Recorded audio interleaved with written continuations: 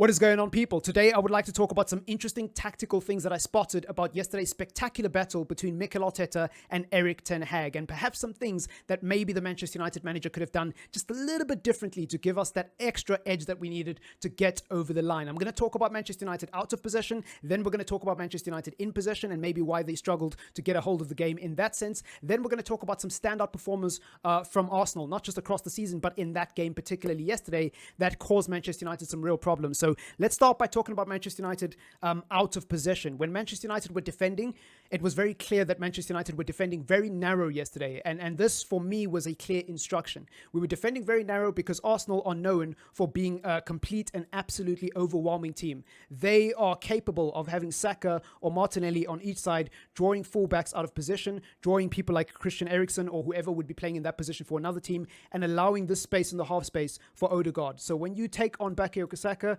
you basically you open up this part of the half space where Odegaard can come in. Equally on the other flank, the same thing happens. Xhaka so many times this season has been in the half space for Arsenal with an opportunity to either play it across to Jesus, or in this case Nketiah, because Jesus is injured, or take a shot.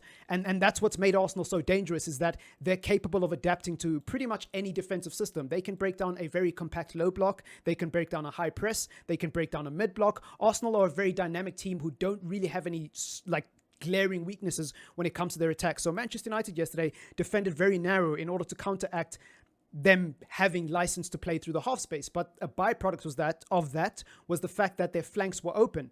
And what that meant is Saka, a lot of times yesterday with Luke Shaw, was caught and isolated in a 1v1 situation. And Saka didn't need to take Luke Shaw on, because each and every time Ben White, Odegaard, Nketiah, or even at times Thomas Partey was a free pass in the middle. Reason being, three main reasons. One, Luke Shaw wasn't proactive enough yesterday. Luke Shaw wasn't stepping up to Saka. Whether or not that was a conscious tactical choice or not, I don't know. But Luke Shaw has been doing this since the Oli days. He's been tucking in and being very timid and shy when it comes to taking on wingers. And I don't know why. Because he has it in his locker to be an aggressive defender, a proactive defender who says, I don't care what your plans are. I'm going to stop you in your tracks and I'm putting my foot in. If I concede a penalty, so be it. But I'm doing what's best for the team and I'm sticking a foot in. He wasn't doing that yesterday, which gave Saka all the space to drive into and enough time. He buys his teammates enough time to either make a run on the overlap or make a run on the underlap and try to overwhelm Manchester United in the box. Also, Eriksen wasn't closing down quickly enough. So even when Saka did decide to cut in or alternatively pass to Odegaard or Ben White on the underlap,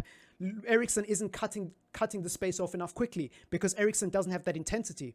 Also, he doesn't have the defensive IQ. Eriksen is a phenomenal player going forward, phenomenal ball progressor. He's been really good for Manchester United on the ball this season, but where he has really exposed himself is defensively. He is a liability, and without Casemiro in the team, it's even worse. So Arsenal had all the space on the left-hand side, and on top of that, Rashford wasn't tracking back yesterday. So Arsenal had all this freedom on the left-hand side, and that's where their goal from Saka came from. Now, ironically, the goal from Nketiah actually comes from the left-hand side on the other flank. And the reason why this happens is because if you guys go back and freeze where Xhaka puts in the cross, you'll notice that Manchester United have 8 players in the box. But out of those 8 players, 2 of our fullbacks are on the back post, and none of them are marking Nketiah.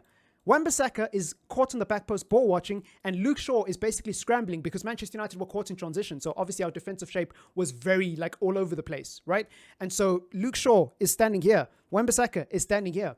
Nketiah goes between the both of them, runs all the way uncontested on the back post and gets a brilliant header from a brilliant cross. De Gea doesn't come out to claim the cross because I think it's at an awkward height, and equally Varane can't do anything about it because it comes straight over his head. So Nketiah gets all the space to run into, and it's actually mad when you think about it, because Nketiah had a lot of white shirts around him, but somehow he's able to bob and weave his way through traffic virtually unnoticed and then still have the composure to finish the header.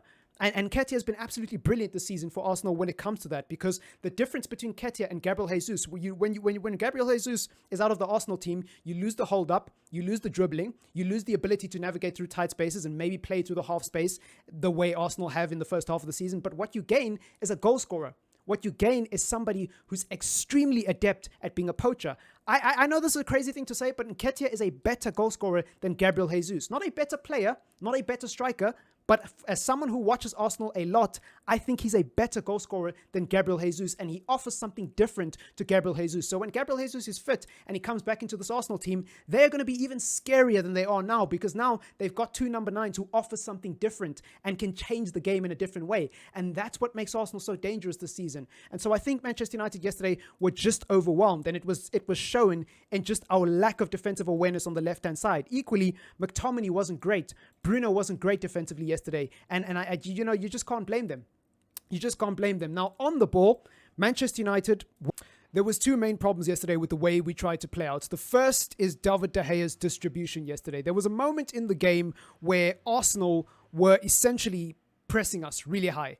And De Gea wins the ball from the right side of the box. He doesn't win the ball. He gets a back pass from, I believe it's Varane or AWB. And he plays a switch across to the left flank, but Luke Shaw's not there.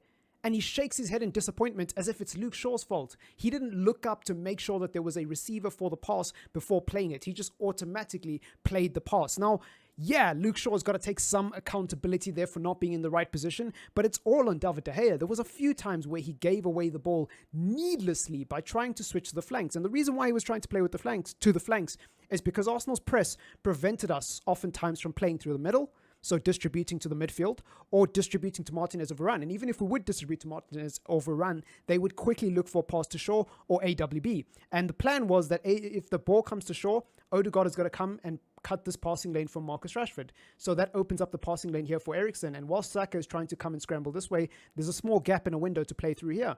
The problem is Christian Eriksen is the only one who can receive this ball because we don't have Casemiro. So on the other side, you've got a situation where sometimes Bruno isn't dropping deep. And even when he is dropping deep, we all know how Bruno is. He doesn't really look after the ball as well as like a Christian Eriksen or Casemiro does. So you've got a situation where Bruno and McTominay on this side are not great passing options because Bruno is not particularly great at progressing the ball. That's not his strength. Bruno is known for being somebody who is a creator, a playmaker, a risk taker. Bruno operates in the final third, and that's where he excels. But from deep, he's not really good at progressing the ball. So you're relying on McTominay, who, by the way, doesn't show for the ball. McTominay oftentimes yesterday when De Gea was getting pressed, could have easily showed for the ball. He could have easily dropped into this pocket of space, this pocket of space. He could have dropped in to make a temporary back three where Martinez and Varane could have gone really wide, and McTominay could have either stood on either side here, and we could have had a situation where we've actually got Luke Shaw able to invert and come into the middle, or Wan-Bissaka able to invert and come into the middle, or alternatively, a really, really compact, like deep back five where we've got options. But that's not possible because, well, I mean, Ten Hag probably doesn't want to play that way anyways, but McTominay just doesn't show for the ball. Casemiro would show for the ball. In these situations where Martinez gets the ball, where Shaw gets the ball here, and Eriksen comes and receives this pass, he's always got a pass in the middle, infield, to Casemiro. Or Eriksen can go up and wait over here, and Casemiro can be the one receiving this pass. So now he has two options, whether it's Rashford or Eriksen, once he receives from here, even if he's getting pressured from Partey. And even when we decided to go long and switch up our tactics in the second half and clearly try to use the height of Weghorst, it wasn't good enough. Because the thing about Weghorst is, yes, he can receive the ball. Yes, his hold-up is particularly good, and he is very good at bullying defenders off and being a very strong hold-up player. But Weghorst needs 1-2s. Weghorst needs a player like Rashford to come into the space, receive the ball, wait for Weghorst to make the run in behind, and pass it. We don't have that with Antony and Rashford. Antony and Rashford don't really do the 1-2 thing. And so for me, you have a situation where Weghorst not only is unable to play the way he wants to play in terms of to his strengths, but also when he makes runs into the box, when he gets into positions where he genuinely can influence the game, like when he was in the box, Rashford and Antony weren't putting in the crosses. Rashford especially is a very selfish player. In fact, when Rashford scores his goal, I don't know if you guys noticed this, but Weghorst was through on goal. If Rashford had played a through ball, I think Weghorst scores his first goal for Manchester United. Now, that's by the by because Rashford scored anyway, so I'm not complaining, but I'm just saying that's another example of why Weghorst is going to be such a problem at Manchester United and such a problem for Erik ten Hag. Because although I recognize the work that he does defensively in terms of pressing, although he's very good at occupying these central channels, holding off defenders and buying his teammates time to get into the adequate positions, he's not particularly quick, he's not particularly agile, and on top of that, he can't get on the end of his own chances because Rashford and Antony don't really cross. They're not creative wingers at the moment in the way that they're playing and in the way that they're operating, especially against an Arsenal team who, let's be honest, we were trying to hit them on the break at times, right? And so he just doesn't suit that counter-attacking style and that playing through quick transition that I think would have suited this game. And so for me, as crazy as it sounds, if I was Erik ten Hag yesterday, I probably wouldn't have started Weghorst for that reason. I probably would have either played Rashford through the middle and started Garnacho on the left and kept Antony on the right, or alternatively, play Rashford through the middle, play Bruno out on the right, start Garnacho and don't play Antony, obviously, because Antony can't really play on the left, and then play a midfield three, because Bruno's on the right, play a midfield three of Fred, McTominay, and Eriksen. And you tell Eriksen that he's allowed to push up, but Fred is the one who occupies that left-hand channel when we're defending. And maybe Saka doesn't get all that free space because Fred has the legs. Fred is very good at breaking up the play and very, very good at being somebody who disrupts attacks. And maybe Fred could have helped deal with Bakayoko Saka yesterday. If buts and maybes, hypotheticals, I know. In terms of stand-up performance for Arsenal yesterday, I was really impressed with Bakayoko Saka.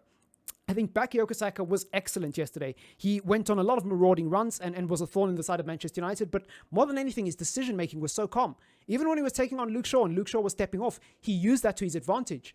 There were so many times where he was just driving the ball into the box, and waiting for Luke Shaw, waiting till the very last second for Luke Shaw to decide, okay, we're too close to the goal now. I'm actually going to try to put a foot in. Then he goes quickly for a cross or a pass or a shot.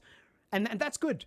That's really, really good. That's a sign of a winger who is very, very confident. They're not being too quick with their decision-making. They're taking their time because the defender is allowing them. So they're playing into the weaknesses of the defender. Another stand-up performer yesterday was Zinchenko. I thought Zinchenko was absolutely brilliant for Arsenal. I thought he was amazing. Absolutely phenomenal. What an underrated player he is, because Zinchenko brings so much to that Arsenal team. Obviously, his technical ability is next level. You can tell he's a student of the Pep Guardiola system, but for me, it's the mentality. It's the mentality. And I've been reading some of his quotes in the media about how when he first arrived at Arsenal, he told them none of this top four nonsense. We're going for the title. And he was laughed at. He said he was actually laughed at in the dressing room. He didn't say who it was, but he said he was actually laughed at and clowned in the dressing room for believing that this Arsenal team could genuinely be in a title race. 6 months later, nobody's laughing.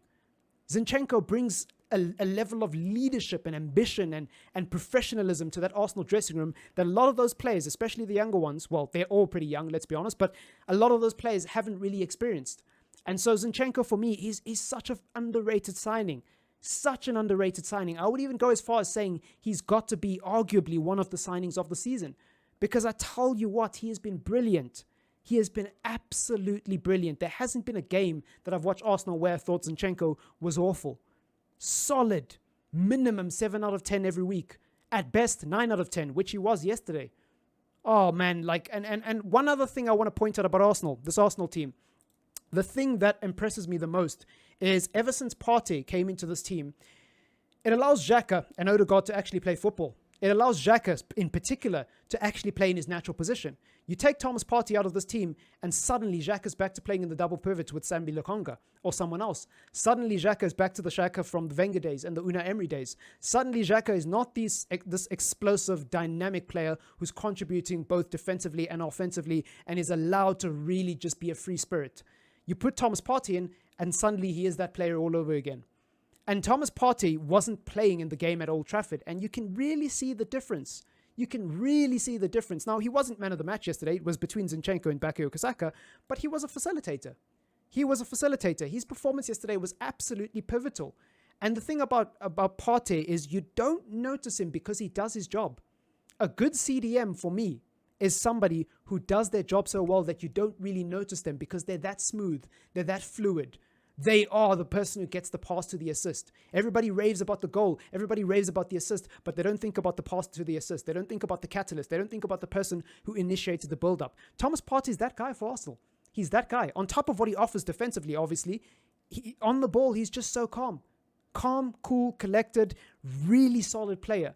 And I tell you what, if it wasn't for his off-field antics, I probably would hold him up there as one of the better players to watch and one of my favorite players to watch in the Premier League outside of Manchester United. But, you know, we're not going to go there. We're not here to talk about things unrelated to football. But yeah, man, Arsenal were brilliant yesterday. Arsenal were brilliant, and it's shown in the data. It's also shown in the eye test. And as much as I was really upset by Manchester United yesterday, upon reflection, Manchester United made me really proud yesterday because we actually took Arsenal the distance at Emirates. We gave them their most difficult game at the Emirates. I mean, us and Newcastle, to be fair. Newcastle gave them quite a difficult game. But the key difference is, I think we were in the game until the very end. Now, you could say the same about Newcastle, but we scored goals. We actually made the game competitive. We actually did something at the other end, whereas Newcastle, quite clearly, were just playing for a draw. We came out with attacking intent. We pressed early on. Yes, it was only for the first 10 minutes, but still, we did something tangible in the game. Whereas I feel like Newcastle, to their credit, they were just playing to their strengths, but they just sat back for a full 90 minutes. I think Manchester United deserve a little bit more credit than Newcastle did for what they did at the Emirates. So for me, we gave them their most difficult game at the Emirates. So upon reflection, yesterday was a massive sign of progress. And even though I'm still kind of disappointed in the loss, I'm proud of where we've come in the last 6 months as a football club. And yeah, man. Manchester United, they're doing some special things, but so are Arsenal. It's been your boy TripleM. Let me know what you think in the comments down below. Leave a like on the video if you want to support the channel, and subscribe if you're new. Peace.